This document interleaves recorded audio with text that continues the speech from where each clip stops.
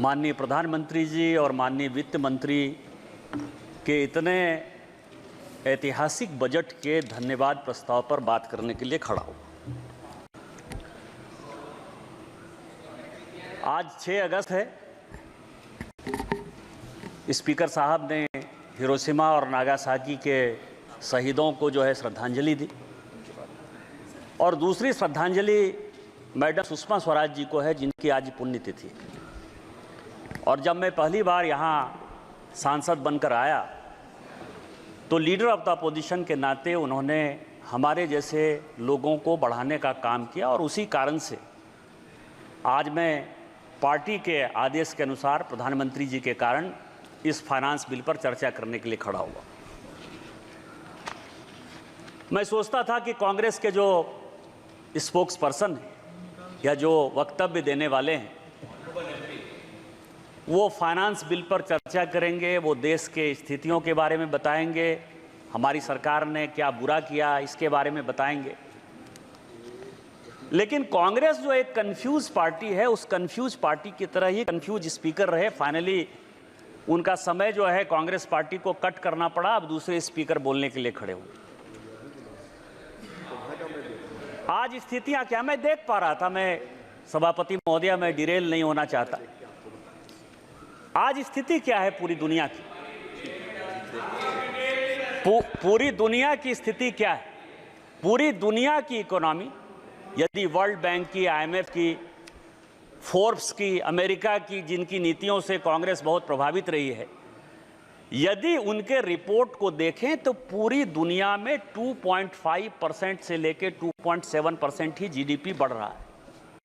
पूरी दुनिया करा रही है। आप लंदन जाइए, आप न्यूयॉर्क जाइए, आप वाशिंगटन जाइए, आप पूरे यूरोप जाइए, सारे दुकान बंद होते हुए नजर आएंगे।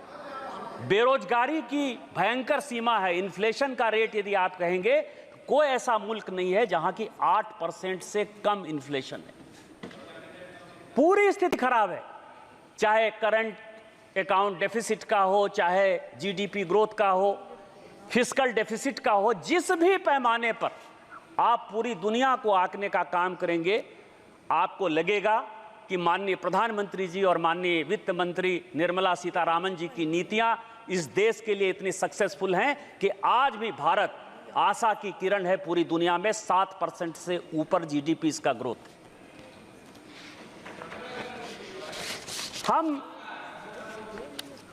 हम धर्म को मानने वाले लोग हैं। सभापति महोदया जावेद साहब बोल रहे हैं, और जो धर्म कहता है उसी के आधार पर हम चलते हैं। हमारे धर्म में एक बड़ी अच्छा जो है श्लोक है कि कलातीत कल्याण कल्पांतकारी सदा सच्चिदानंद राता पुरारी। भगवान जो है वो सभी कालों में, सभी भगवान में, सभी गरीबों में एक ऐसी ऊर्जा का संचरण करते हैं जिसके कारण कि दुनिया में गरीब कैसे खत्म होंगे, भारत में गरीब कैसे खत्म होंगे, उनको अमीर कैसे बनाया जाएगा, इसी पॉलिसी के आधार पर भारत सरकार चलती है। इसी पॉलिसी के आधार पर माननीय मोदी जी के नेतृत्व में हमारी सरकार चल रही है।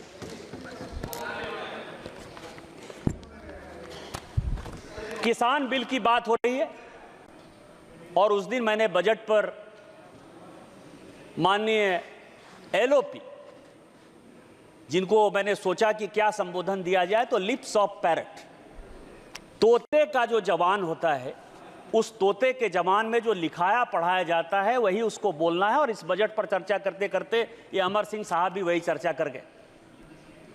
शिकारी आएगा, जाल बिछाएगा, आप उसमें पढ़ना नहीं।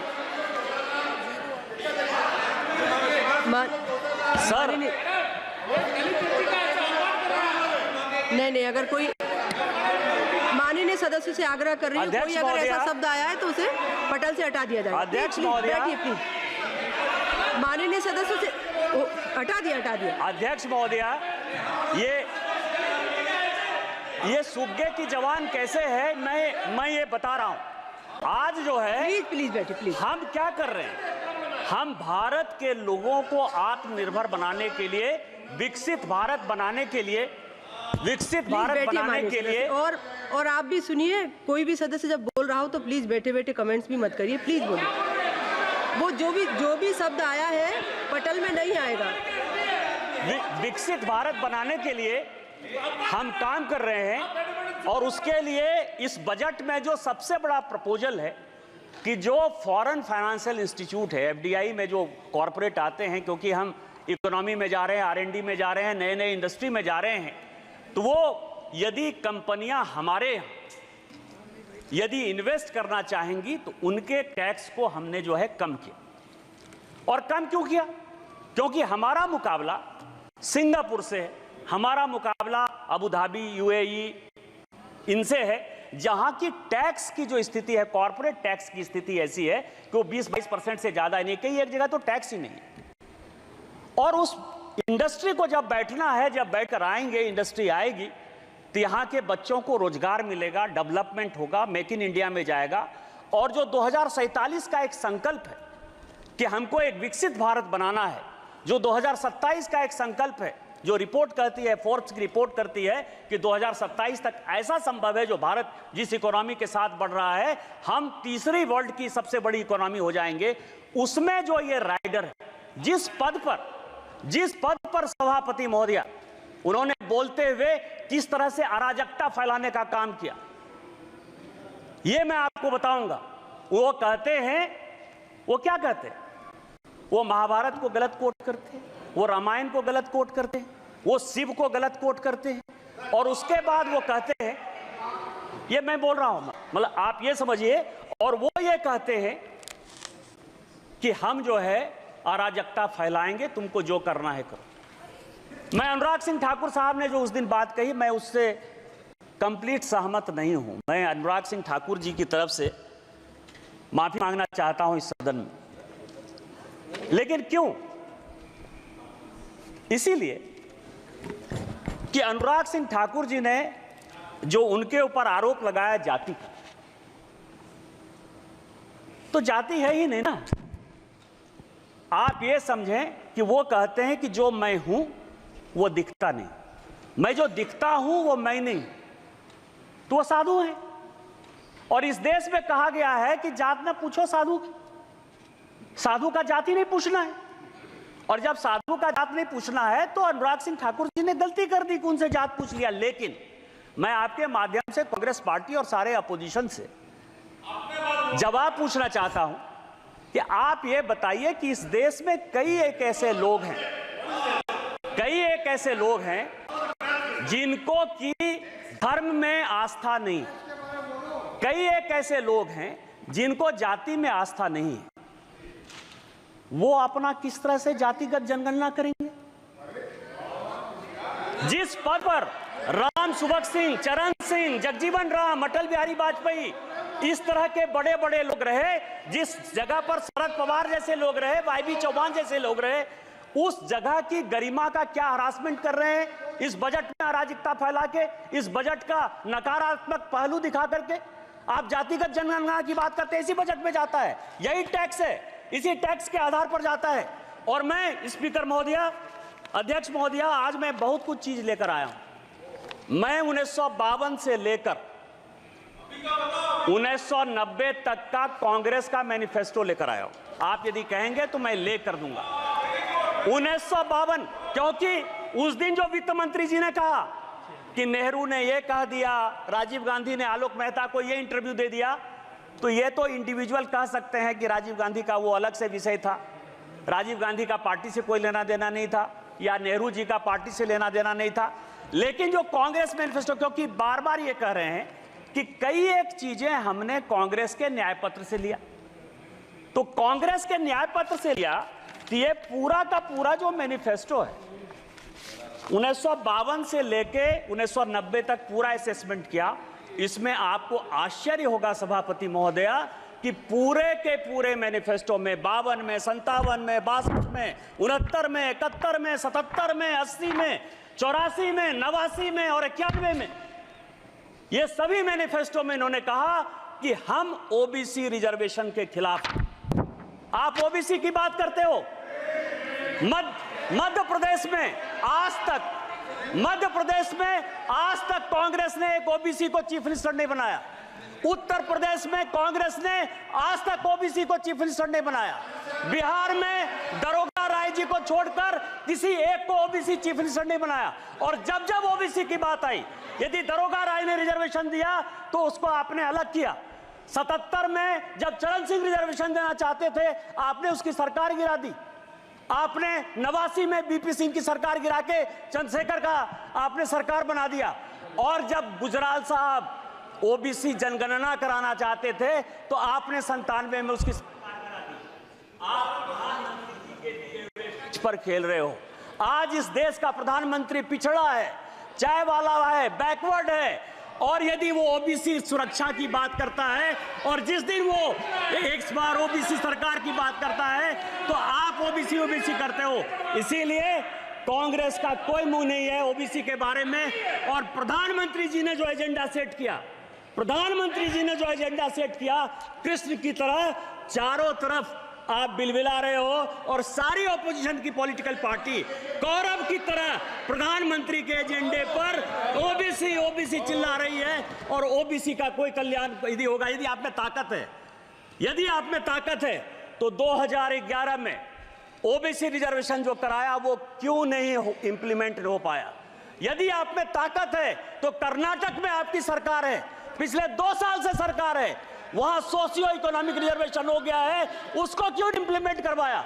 इसलिए नहीं करवाया कि इस्लाम और क्रिश्चियनिटी 2 ऐसे धर्म हैं जो जाति की बात नहीं करते हैं। और उसमें 86 जाति क्रिश्चियन की और 56 जाति मुसलमान की, उसको ओबीसी बैक दरवाजे से, पीछे के दरवाजे से आप मुसलमान और क्रिश्चियन को रिजर्वेशन देना चाहते हो ओबीसी में। इसीलिए आपकी हैसियत नहीं है और इसीलिए आप जातिगत जनगणना की बात करते हो। यदि हिम्मत है कांग्रेस को, राहुल गांधी को, तो कर्नाटक में वो ओबीसी रिजर्वेशन करके दिखाए तो मैं मानूं कि इस हाउस में जो आप बात करते हो उस हाउस की बात करते हो।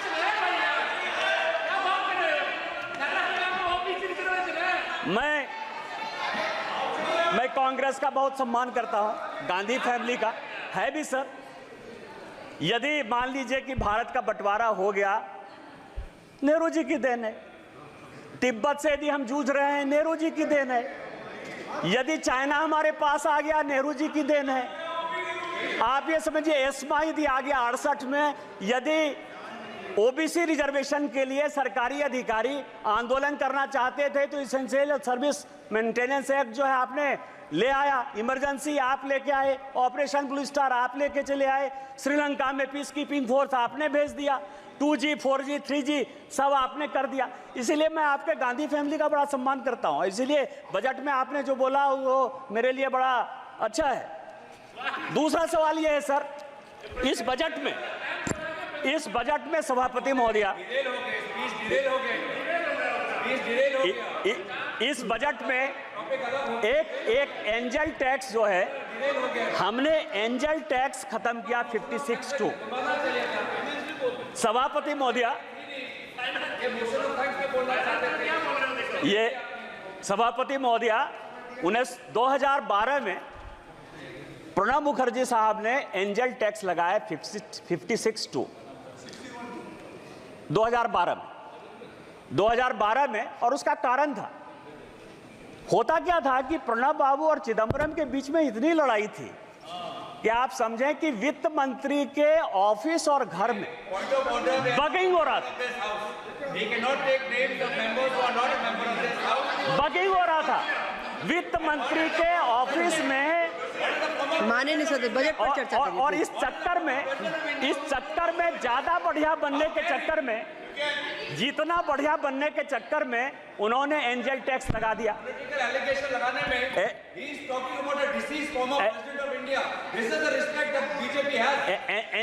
एंजल टैक्स लगा दिया।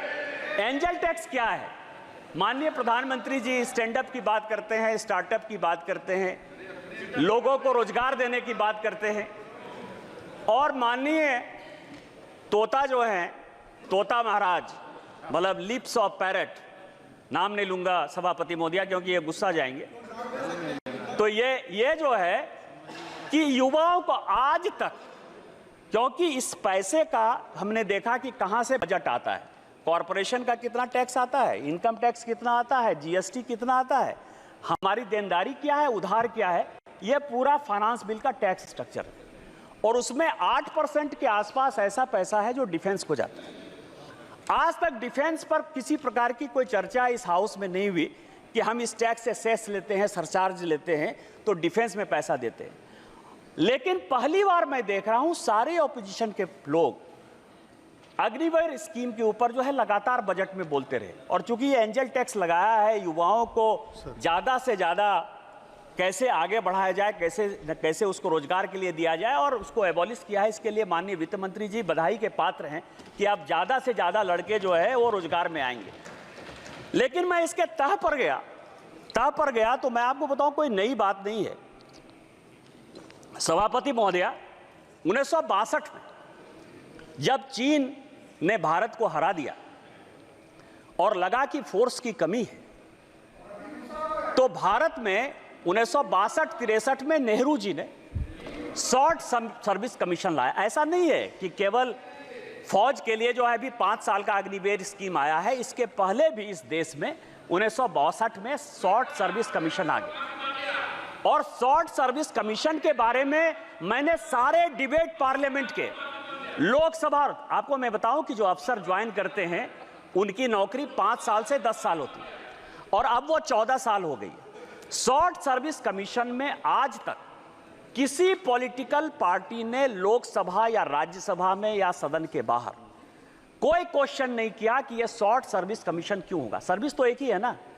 आर्मी में भी जो अफसर के ग्रेड के लोग हैं, एक ग्रेड ऐसा है जो परमानेंट चलता है, दूसरा ग्रेड ऐसा है जो शॉर्ट सर्विस कमीशन में 10 साल के लिए चलता है। किसी पॉलिटिकल पार्टी ने आज तक कोई क्वेश्चन नहीं किया। क्वेश्चन आज हो रहा है, और आज हो रहा है क्यों?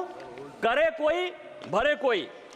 मैं आपको बताऊं कि मैं ये 1992-93 का 92-93 का कमिटी ऑफ एस्टीमेट का रिपोर्ट लेकर आया हूं। यहां रिपोर्टें आती हैं, बनती हैं, चली जाती हैं।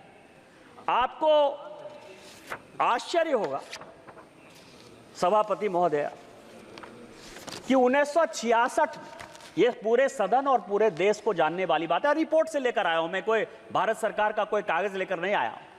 1966 में इंदिरा जी आर्मी के रिक्रूटमेंट पर सीलिंग लगा दी। ये सबके समय, और ये डिपोजिशन में सेक्रेटरी डिफेंस ने कमिटी ऑफ एस्टीमेट को हेड कांग्रेस पार्टी के मनोरंजन भक्त कर रहे थे, मैं नहीं कर रहा था। 66 में सीलिंग लग गई। सीलिंग लगने के बाद आप पूरे दुनिया को बताते हो कि हमारे यहां इतनी ही आर्मी रहेगी, इतनी ही नेवी रहेगी, इतनी ही एयरफोर्स रहेगी। आप सीलिंग लगा दो और आप हमको कहो कि अब इसका रिक्रूटमेंट कैसे होगा, आप यदि फोर्स को बढ़ाना चाहोगे। दूसरा, इस सीलिंग के बाद उसी कमेटी की रिपोर्ट 1975 में और 1989 में 2 रिपोर्ट, 2 कमेटी इन्होंने और बनाई कि आर्मी को यंग कैसे रखा जाए। और मैं आपको बताऊं, छोटा सा उदाहरण यह है कि शॉर्ट सर्विस कमीशन भी जब बनाया गया था, उस शॉर्ट सर्विस कमीशन में भी पूरे यूपीएससी में, राज्य में, सभी जगह रिजर्वेशन दिया गया था। और उसका प्रभाव यह था, सभापति महोदया, मैं आपके माध्यम से गौरव गोगोई को बताना चाहता हूं कि इस देश के जो होम सेक्रेटरी हुए वीके दुग्गल, वो भी एसएसबी के ही रिक्रूटमेंट थे, शॉर्ट सर्विस कमीशन से आए और उसके बाद वो आईएएस बने। आज अग्निवीर पर 75 में कमेटी बनी, 89 में कमेटी बनी, और इन्होंने मैन पावर के लिए एक्सपर्ट कमेटी बनाने के बाद यह कहा कि आपको 5 साल और 7 साल के लिए, 1975 की बात है, ध्यान रखिएगा सभापति महोदया, 1975 से लेके आज तक 2019-20 तक लगभग 40 साल 45 साल तक जो रिपोर्ट है वो गड्ढे में रही, खाते में रही, मैन पावर की कमी रही, ना आर्मी में आदमी रहा, ना नेवी में आदमी रहा, ना रिक्रूटमेंट सबको अच्छा हुआ। आज यदि वो रिपोर्ट आर्मी के कहने पर इंप्लीमेंट हो रही है तो आप युवाओं को देश के साथ जोड़ने के लिए काम कर रहे हो कि आप हमारे यहां अफगानिस्तान, बांग्लादेश, पाकिस्तान की जो स्थितियां हैं, जिस तरह से अराजकता हो रही है, जिस तरह से रिजर्वेशन के खिलाफ सारे लड़के रोड पर आ रहे हैं, उस तरह का रोड ला रहे हो। आप जनता को क्यों गुमराह कर रहे हो? यह दूसरा सवाल है जिसमें कि हम बच्चों को एंगल टैक्स लगा के, एंगल टैक्स खत्म करके, जिसमें बच्चों का कॉर्पोरेट टैक्स 18% करके बच्चों को हम रोजगार देना चाहते हैं, और आप उसमें अराजकता पैदा करना चाहते हो। तीसरा जो इंपॉर्टेंट पॉइंट है कि मैंने बहुत सुना A1, A2, मैं भी नाम नहीं लेना चाहता स्पीकर महोदय, हमारे ऊपर आरोप है कि हम 2 कॉर्पोरेट को मदद करते हैं। आपको बताऊं कि माननीय प्रधानमंत्री जी और वित्त मंत्री जी के डीबीटी स्कीम के पहले भारत में 1952 से भी एक डीबीटी स्कीम था, लाइसेंस परमिट कोटा राज का डीबीटी स्कीम था। डी से डालमिया, बी से बिरला, टी से टाटा, यही 3 ऐसे लोग थे, उसमें बजाज को भी जोड़ लीजिए, चौथा डीबीबीटी यदि करना हो तो। जूता सिलाई से चंडी पाठ तक इन्हीं लोगों को करना था। कार वो बनाएंगे, अखबार वो चलाएंगे, सीमेंट वो चलाएंगे, स्टील वो चलाएंगे। हमारी जब सरकार आई वो तो ट्रांसपेरेंसी से काम कर रही है। और ये जो कॉर्पोरेट है, मैं आपको ये बताऊं कि इस टैक्स का, ये जो 32 लाख 33 लाख करोड़ टैक्स आता है, इस टैक्स में ये जो 500 कंपनी जिसको ये गाली देने की बात करते हैं, क्योंकि भारत में सबका साथ, सबका विश्वास, सबका प्रयास, इसके आधार पर जब ये सरकार चलती है, तो आपके लिए बिजनेसमैन, आप रोटी खाने जाओ बहुत बढ़िया है, शादी में जाओ बहुत बढ़िया है, उनसे गिफ्ट लो बहुत बढ़िया है, उनके चुनाव में आपको चुनाव में पैसा दे बहुत बढ़िया है। लेकिन जब गाली देने की बात, ऐसा मैंने तो निकृष्ट विपक्ष ही नहीं देखा कभी सभापति महोदय, कि जो लेते भी हैं, खाते भी हैं और गाली भी देते हैं। हमारे लिए तो जैसे आम गरीब इंपॉर्टेंट है, वैसा ही दूसरा अमीर भी इंपॉर्टेंट है। और इसमें यदि आप देखें तो ये जो 2 कंपनियां हैं, ये 2 कंपनियां हैं, ये 2 कंपनियां लगभग 3 लाख करोड़ जो है। रूल्स किस रूल्स के तहत? Rule number mike Ma'am, rule number 356. Madam Speaker, you once reminded the member about speaking about the finance bill. 356 says that the Speaker, after having called the attention of the House to conduct of a member who persists in irrelevance or interious repetition, either in one's own arguments or of the arguments used by other members in debate, may direct that the member to discontinue the speech. Honorable Chair once reminded the respected member about this. Sir, kindly in vote.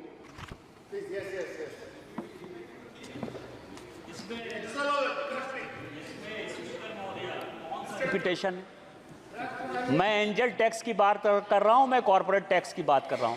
Angel tax और corporate tax को कैसे आप Daryl कर रहे हो? मैं ये कह रहा हूं कि जिस AA कंपनी को आप कह रहे हो, वो 4 लाख करोड़ रुपया इस देश के किट्टी में दे रही है, जिसके कारण ये देश चल रहा है। आप क्या चाहते हो? कंपनी बंद हो जाए? आप क्या चाहते हो? बैंकों ने जो लाखों लाख करोड़ के जो है आपकी तरह जो फोनो बैंकिंग में, वो बैंक बंद हो जाए? आप क्या चाहते हो कि आप चंदा भी खाओ, आप उनके शादी में भी जाओ और उसके बाद गाली देते रहो, चूंकि वो डिफेंड करने वाले नहीं है? तो आप जो है ये काम करो। इस देश का कौन ऐसा पॉलिटिशियन है जो अंबानी के शादी में नहीं गया? कौन ऐसा आदमी है? इनके पार्टी के जो महासचिव हैं प्रियंका गांधी, क्या वो शादी में नहीं गई?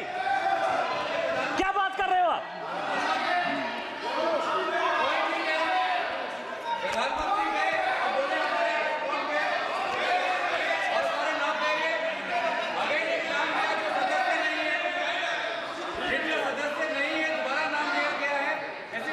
आप महासचिव कहिए सर, आप कहिए कि तोते की बहन जो है शादी में गई, इतना मान लीजिए सर। प्लीज बजट पर कंप्लीट करिए। एक बयान हमने ये फाइनेंस बिल में एक बड़ा अच्छा पार्ट आता है अध्यक्ष महोदया, पीएमएलए का।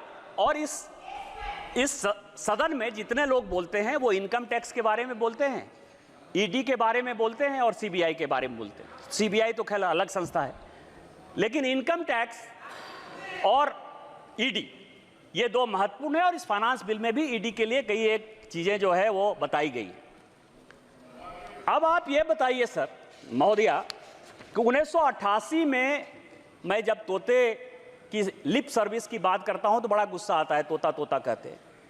1988 में ये सदन के जानने लायक चीजें हैं कि राजीव गांधी साहब ने बेनामी ट्रांजैक्शन एक्ट कानून यहां लाया 1988 में, और 88 से वो 2017 पहुंच गया। 30 साल में उसके रूल्स नहीं बन पाए।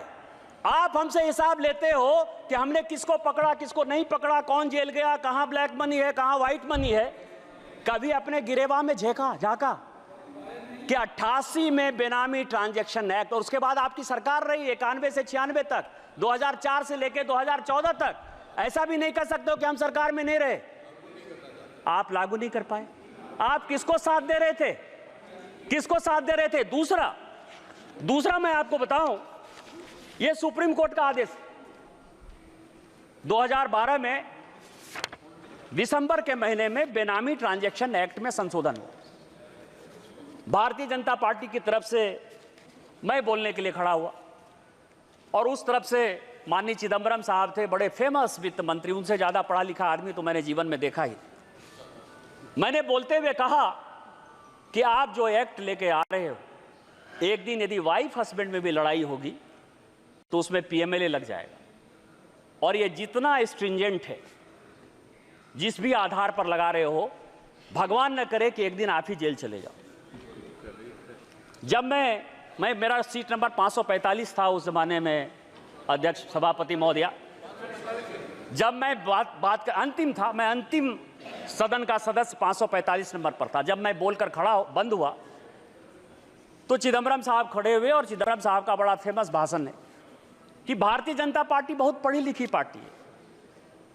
मेरी अपेक्षा यह थी कि पीएमएलए कानून में बोलते हुए भारतीय जनता पार्टी अपने एक विद्वान आदमी को खड़ा करेगी, लेकिन उसने सबसे मूर्ख, बुद्धू और दकियानुसी आदमी को, जो है जिसको पीएमएलए पता ही नहीं है, उसको खड़ा कर दिया। यह सुप्रीम कोर्ट का यह आदेश, और सुप्रीम कोर्ट के आदेश में एफएटीएफ में जो चिदंबरम साहब का 2012 का दिसंबर का स्टेटमेंट है, उसी को कोट करते हुए यह रिपोर्ट आया है। जब रोपे पेड़ बबूल का तो आम कहां से हो। इनकम टैक्स में डायरेक्ट टैक्स कोड पर हमारी फाइनेंस की कमेटी, यशवंत सिन्हा चेयरमैन थे, मैं उसका मेंबर था, 5 साल तक हम लोग मेहनत करते रहे कि डायरेक्ट टैक्स कोड को हम लोग बदल देंगे। पीएमएलए में आप स्ट्रिंजेंट कानून लेके आ गए, तो जब लेकर आ गए, बिना किसी एक पैसा को खर्च करते हुए, यदि कांग्रेस पार्टी ने आपको 90 करोड़ रुपया दे दिया और आपने जो है यंग इंडिया खरीद लिया, नेशनल हेराल्ड खरीद लिया, 750 करोड़ की संपत्ति बिना किसी पैसे के आपको मिल गई, तो क्या राहुल साहब, जो चिदंबरम साहब का कानून है, उसमें आप जेल नहीं जाओगे? ये जेल नहीं जाओगे? और मैं तो कोट कर रहा हूं सुप्रीम कोर्ट के आदेश के आधार पर। तो इसीलिए आप जो सीबीआई और इनकम टैक्स की बात करते हो, ये आपकी कारस्तानी है। हमारी सरकार माननीय निर्मला सीतारामन जी के ऊपर केवल वो उसको इंप्लीमेंट करती है। हमने अपने एजेंसी को केवल फ्री छूट दे रखा है। जो भी भ्रष्टाचारी है वो जेल जाएगा, वो किसी कीमत पर नहीं छूटे। माननीय सदस्य कंप्लीट करिए प्लीज।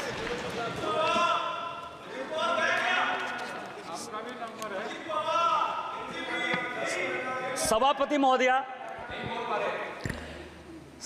महोदया, इस देश के हालात बहुत अच्छे। हम 2047 तक विकसित भारत बनाने की कल्पना में, माननीय प्रधानमंत्री जी यक्ष युधिष्ठिर वार्ता में